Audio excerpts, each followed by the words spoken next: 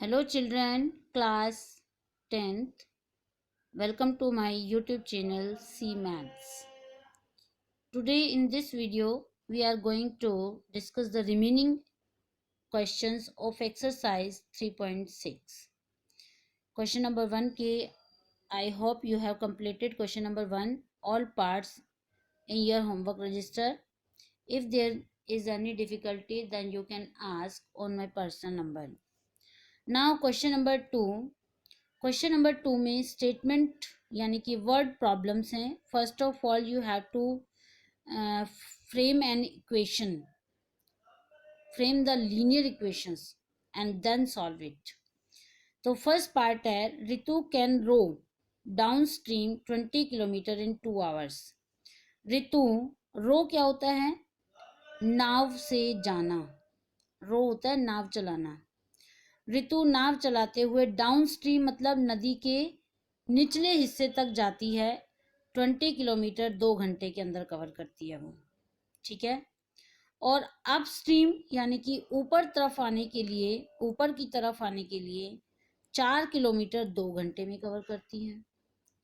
मुझे एक बात बताइए, डाउन स्ट्रीम में वो 2 घंटे में 20 किलोमीटर कवर कर जाती है, जबकि अप स्ट्रीम में वो 2 घंटे में सिर्फ 4 किलोमीटर कवर करती है. ऐसा क्यों होता है? क्योंकि आपको पता है पानी का बहाव हमेशा नीचे की तरफ होता है. नीचे की तरफ अगर बहाव है और हमें नीचे ही जाना है तो हमारी स्पीड बढ़ जाएगी. लेकिन जब हमें ऊपर की तरफ आना है तो पानी का जो रो है, पानी का जो बहाव है वो तो नीचे ही है ना, और हम ऊपर आ रहे हैं तो हमारी स्पीड उसमें से माइनस हो जाती है. पानी का जो बहाव होता है उसमें से हमारी स्पीड माइनस हो जाती है. इसलिए 4 किलोमीटर चलती है वो अप स्ट्रीम में 2 घंटे में कवर करती है. आगे बात समझ में? वो कह रहा है उसकी स्पीड बताइए इन स्टिल वाटर. पानी के अंदर उस ऋतु की स्पीड क्या है. And what is the speed of current, मतलब पानी के बहाव की स्पीड क्या है. ठीक है. तो हमने इसको सपोज कर लिया Ritu can row in 2 hours downstream. Ritu जो है 2 घंटे में नीचे की तरफ डिस्टेंस कवर करती है 20 किलोमीटर. और ऋतु 1 किलोमीटर में नीचे की तरफ कितना डिस्टेंस कवर कर लेगी? 1 घंटे में 20/2 यानी कि 10 किलोमीटर. इसी तरह से ऋतु जो है अप स्ट्रीम में 2 घंटे में 4 किलोमीटर कवर करती है. तो ऊपर आने में वो 1 घंटे में कितना डिस्टेंस कवर करेगी? 4/2 यानी कि 2 किलोमीटर. अब हमने यहाँ पर स्पीड सपोज कर ली. ऋतु की जो स्पीड है वो नाव चलाने की जो स्पीड है उसकी वो x किलोमीटर पर आवर है. और करंट स्पीड मतलब कि वाटर की जो स्पीड है, पानी की जो स्पीड है वो y किलोमीटर पर आवर है. ठीक है. जब वो नीचे जाएगी तो उसकी करंट स्पीड जो है उसकी स्पीड में जुड़ जाएगी, और जब वो ऊपर जाएगी तो उसकी स्पीड में से वाटर की स्पीड माइनस हो जाएगी. ठीक है. तो इसी ऐसे ही हमने इसमें किया है, स्टेटमेंट बना दिया है. जब वो डाउन स्ट्रीम में जा रही है तो वो लगा रही है 10 घंटे. डाउन स्ट्रीम में वो 10, यहाँ देखिए 10 किलोमीटर कवर कर रही है डाउन स्ट्रीम में. तो यानी कि जो उसकी स्पीड थी x किलोमीटर और उसमें करंट की स्पीड y किलोमीटर, x और y जुड़ करके 10 हो गए. ठीक है. और फिर x किलोमीटर में से y किलोमीटर जो उसकी करंट की स्पीड थी वो घटा दी तो बच गया 2 किलोमीटर. ये जो है यहाँ पर जो हमने निकाला है 10 किलोमीटर, ये पर आवर है क्योंकि 1 घंटे का है तो ये स्पीड बन गई ना पर आवर होते ही. ये भी 1 घंटे में कितना वो कवर करती हैं, कितने किलोमीटर कवर करते हैं. दोनों का 1 घंटे का निकला हुआ है ना, ये डाउन स्ट्रीम और अप स्ट्रीम में, तो ये स्पीड बन गई हैं. और ये तभी हमने x प्लस वाई यानी कि जब दोनों स्पीड जुड़ जाती हैं तो 10 किलोमीटर पर आवर हो जाती है, और जब दोनों स्पीड घट जाती हैं मतलब ऋतु की स्पीड में से करंट स्पीड कम होती है तो वो फिर 2 किलोमीटर पर आवर हो जाएगी. ये 2 इक्वेशंस बन गई. इसको आप एलिमिनेशन मेथड से सॉल्व करके x और y की वैल्यू निकालो. जब x की वैल्यू निकल जाए you have to write Ritu's speed. तब आपको लिखना है कि ऋतुज की स्पीड ऑफ रोइंग इतने किलोमीटर, और जब y की वैल्यू निकल जाए तो current speed is equal to इतने किलोमीटर पर आवर। ठीक है। Now question number 2। Second question में 2 women and 5 man can together finish an embroidery work in 4 days। Embroidery क्या होता है? कढ़ाई, कपड़े के ऊपर कढ़ाई करना। 2 औरतें और 5 आदमी मिलकर के एक पूरे काम को 4 दिन में फिनिश करते हैं, जबकि 3 औरतें और 6 आदमी मिलकर के उसी काम को 3 दिन में फिनिश कर देते हैं। तो कह रहा है find the time taken by one woman. एक औरत अलग से कितना टाइम लगाती है और एक आदमी अलग से उस काम को खत्म करने में कितना टाइम लगाएगा, ये आपको निकालना है। ठीक है।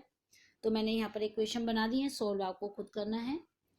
तो वही तरीका पहले हम इसमें सपोज करेंगे, let time taken by one women to finish the work.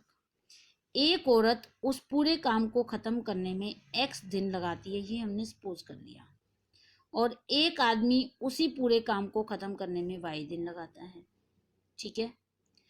तो औरत का एक दिन का काम, work done by one women in 1 day, एक दिन का काम कितना होगा? 1/x। आ रहा है समझ में? x दिन में वो पूरा काम करती है, x दिन में वो उस पूरे काम को फिनिश कर देती है, तो एक दिन में उस काम का कितना हिस्सा कवर कर पाएगी? 1/x work. इसी तरह से आदमी है, एक काम को, पूरे काम को y दिन में खत्म कर देता है, तो एक दिन में वो इस काम का कितना हिस्सा खत्म करेगा? 1/y। ठीक है। तो 2 आदमी, 2 औरतें, एक औरत उस काम को, एक औरत एक दिन में 1/x काम करती है, तो 2 औरतें एक दिन में कितना काम करेंगी? 2/x। और 5 आदमी एक दिन में कितना काम करेंगे? 5/y। ठीक है। अब हमें एज पर स्टेटमेंट, जो बुक की स्टेटमेंट है कि 2 आदमी और 5 औरतें मिल करके काम को 4 दिन में फिनिश करते हैं, तो एक दिन में कितना करेंगे? 1/4। जब दो औरतें और 5 आदमी एक दिन में कितना काम कर सकते हैं? 1/4 हिस्सा। तो अब हमने इसको स्टेटमेंट में कन्वर्ट कर दिया। 2/x, 2 औरतें हैं, 2/x काम कर रही हैं एक दिन में, 5 आदमी एक दिन में 5/y करते हैं, और काम एक दिन में फिनिश होता है 1/4। दोनों मिलकर के इतना काम करेंगे। इसी तरह से सेकेंड इक्वेशन बना दी। अब ये जो फर्स्ट और सेकेंड इक्वेशन है, ये आपकी एक्सरसाइज 3.6 का पहला क्वेश्चन, फर्स्ट क्वेश्चन में इस टाइप के आपने सवाल किए रिड्यूसिंग मेथड से। वही रिड्यूसिंग मेथड से सॉल्व करके आपको इसके एक्स और वाई की वैल्यू निकालनी है लास्ट में जाके। ठीक है। इसी तरह से इसका थर्ड पार्ट है, Ruhi travels 300 kilometre to her home partly by train and partly by bus. Ruhi जो है अपने घर आने के लिए 300 किलोमीटर डिस्टेंस कवर करती है, कुछ डिस्टेंस वो ट्रेन से कवर करती है और कुछ डिस्टेंस वो बस से करती है। तो she takes 4 hours if she travel 60 kilometre by train. अगर वो 60 किलोमीटर ट्रेन से कवर करती है और बाकी बचा हुआ हिस्सा बस से आती है, बाकी बचा हुआ कितने किलोमीटर है? 240, क्योंकि टोटल 300 है। 60 किलोमीटर ट्रेन से और बाकी बचा हुआ यानी कि 240 बस से आती है, तब उसको लगते हैं 4 घंटे। अगर वो 100 किलोमीटर ट्रेन से आती है और बाकी बचा हुआ 200 किलोमीटर बस से आती है, तो वो 10 मिनट और ज़्यादा लेती है, यानी कि 4 घंटे 10 मिनट लग जाती है। तो बताइए उसकी स्पीड, ट्रेन की स्पीड और बस की स्पीड कितनी कितनी है? तो हमने यहाँ पर सपोज कर लिया speed of train x kilometre per our, speed of बस y किलोमीटर पर आवर, और टोटल डिस्टेंस उसको कवर करना है 300 किलोमीटर। अब आपने साइंस में फॉर्मूला पढ़ा हुआ है, distance is equal to speed upon time. Distance is equal to speed upon time. तो मैं यहीं से टाइम का फॉर्मूला बना लेती हूँ, time is equal to distance upon speed. Time is equal to distance upon speed. अब हम इस फॉर्मूले की हेल्प से ये 2 इक्वेशन क्रिएट करेंगे। डिस्टेंस 60, स्पीड x, क्योंकि ट्रेन से वो 60 जाती है और ट्रेन की स्पीड x है, 60/x plus distance 240, speed y, मतलब बस की स्पीड, दोनों मिलकर के 4 घंटे लगाते हैं। ठीक है। अगर 100 किलोमीटर कवर करती है बस से और 200 किलोमीटर कवर करती है, सॉरी ये ट्रेन है ये बस है, तो इन दोनों का टाइम मिला करके हो जाता है 4 घंटे 10 मिनट। 10 मिनट के मैंने बना दिए 10/60, इसको भी आवर्स में कन्वर्ट कर दिया। 0 से 0 कट गया, 6 चौक 24 और 1 25, 25/6 आ गया। दो इक्वेशन बन गई। अब नीचे एक्स और वाई वेरिएबल नीचे हैं, तो बिल्कुल उसी मेथड से होगा जैसे हमने रिड्यूसिबल मेथड से करते हैं। लेकिन रिड्यूसिबल मेथड यूज़ करने से पहले हमने इसको, हाँ रिड्यूसिबल मेथड के अकॉर्डिंग हमने 1/x को a मान लिया, 1/y को b मान लिया, और उसकी हेल्प से हमने इक्वेशन बना ली 60a 240b is equal to 4, पहली इक्वेशन, जिसमें से हमने 60 को कॉमन कर लिया, तो अंदर रह गया a प्लस 4b। 60 के टेबल में 240 4 पे कटता है, 60 कॉमन किया, ये आ गया इज इक्वल टू 4। इस 60 को दूसरी साइड ले गए, 4/60 बन गया, 1/15 पे कट गया।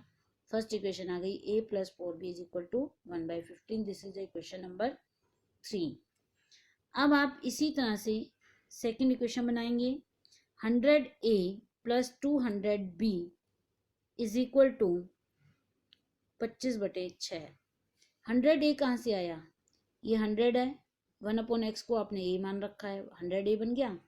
200b क्योंकि 1/y को आपने b मान रखा है, इज इक्वल टू 25/6, यहाँ से ले लिया। ये यहाँ पर दोनों में से 100 कॉमन कर लिया, a प्लस 2b बच गया अंदर, इज इक्वल टू 25/6। 100 को दूसरी साइड ले गए, तो a plus 2b is equal to 25/6 गुना 4। 25 के टेबल से 100 कट गया 4 पर, 6 चौक 24, 1/24। ये सेकेंड इक्वेशन, फोर्थ इक्वेशन बन गई।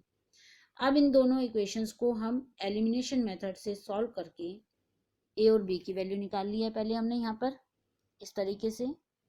जब b की वैल्यू निकल गई तो मैंने यहाँ पर b की जगह 1/y लिखा है, क्योंकि हमने b को 1/y को b सपोज कर रखा है, तो मैंने यहाँ 1/y ले लिया और यहाँ से y की वैल्यू निकाल दी क्रॉस मल्टीप्लाई करते हुए 80। इस a की वैल्यू को मैंने इक्वेशन नंबर 1 में पुट कर दिया और यहाँ से हमने a की वैल्यू निकाल ली, b की वैल्यू को इक्वेशन नंबर 1 में पुट किया है, नहीं इक्वेशन नंबर 3 में, 1 में नहीं बेटा 3 में, ठीक है। तो यहाँ से हमने इसका a की वैल्यू निकाल ली सॉल्व करके। a की वैल्यू आई 1/16, a किसको सपोज किया था 1/x को, क्रॉस मल्टीप्लाई कर दिया तो x की वैल्यू 60 आ गई। अब x क्या था, speed of train 60 kilometre per our, और y क्या था, स्पीड ऑफ बस 80 kilometre per our. This completes the exercise as well as chapter number 3. On Monday, I will take a class test of chapter 3, so prepare for that. See.